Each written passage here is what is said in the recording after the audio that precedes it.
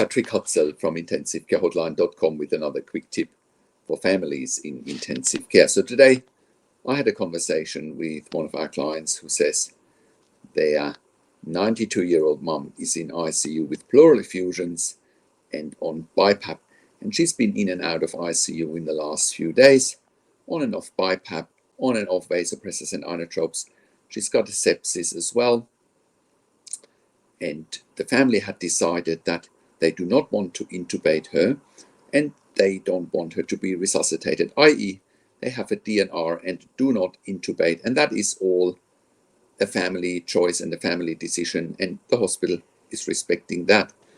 But because she's DNR and DNI, do not resuscitate and do not intubate, now the intensive care team can't kill our client's mother quick enough, and they're pushing her and saying, well, just stop the BiPAP, just make her comfortable, give her fentanyl, give her morphine, give her midazolam/Versed, and let her go. And that is a euphemism for euthanasia, and euthanasia, the definition for euthanasia is to hasten death, and that's illegal, right? So that's what they're trying to do now. The client says that the palliative care team keeps ringing her 5 times a day and keeps basically pushing her towards end of life. And the client says, well, all I want is spend time with my mom and they should leave me alone. And she's now wondering if she should have never signed a DNR and a do not intubate form, because now she's feeling she's basically given her mom's life away, handing it over on a platter to the intensive care team. And if you've watched any of my videos, we strongly advise against DNR or DNI, because that is basically what you're telling the intensive care team. Well, don't even do half of the things that we could be doing, and then they're very pushy towards, killing people as quickly as possible. Let's call it for what it is. I'm not here to sugarcoat. You got to go to another channel if you want someone that's sugarcoating. And the next challenge this lady is facing is now, they're quote unquote threatening her, saying, well, they will go to the ethics committee. I mean, again, you've heard me saying this before, that,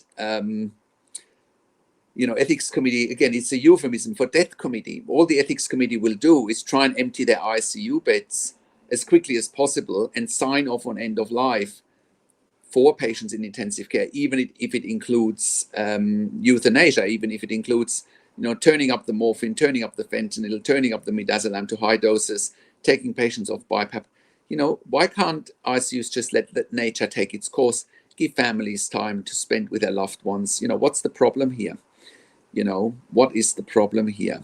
We know you need your beds. We know you need ICU beds as quickly as possible, but it's very inhumane. It's very unethical, and the hospitals are trying to hide behind an quote unquote ethics committee, which once again is a death committee, nothing more than that, right? I've seen it over and over again.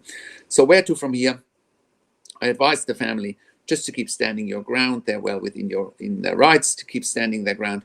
Start using stronger language, that if they want to give her morphine, fentanyl, midazolam, that it's euthanasia, potentially even murder, and both euthanasia and murder are criminal crimes. They're crimes, and people can get punished for that. So it's as simple as that.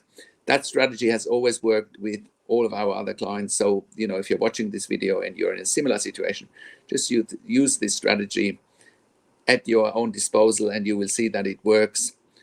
And get an end of life situation on your terms. So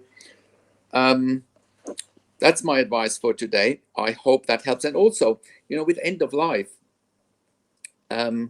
also keep in mind that there are services like intensive care at home. So go to intensivecareathome.com, where you can have end of life care at home, even for intensive care patients. Even if your loved one is on a ventilator, has a tracheostomy, has a breathing tube, we can do one-way extubation at home.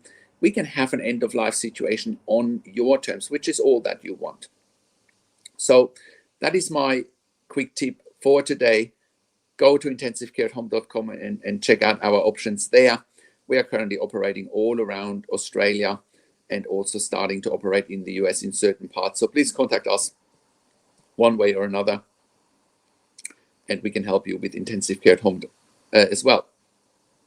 And if you do have a loved one in intensive care and you need help with general advice, consulting, advocacy, someone standing up for your rights in intensive care and speaks the medical language, go to intensivecarehotline.com, call us on one of the numbers on the top of our website, or simply send us an email to support@intensivecarehotline.com with your questions.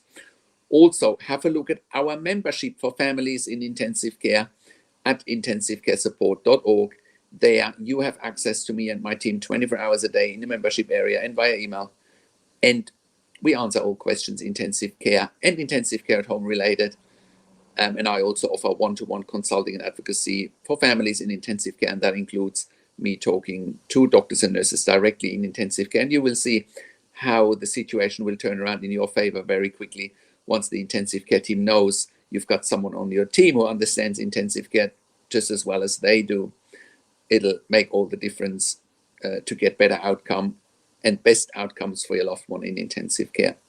If you need a medical record review, please call us as well, or contact us as well. We review medical records in real time in intensive care, so you can have a second opinion in real time.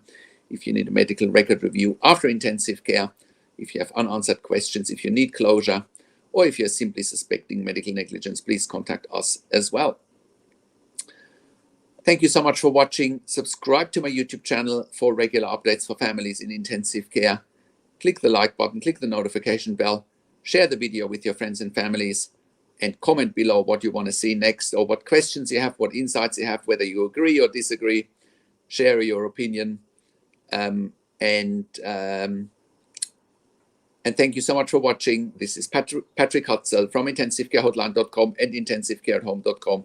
And I will talk to you in a few days. Take care for now.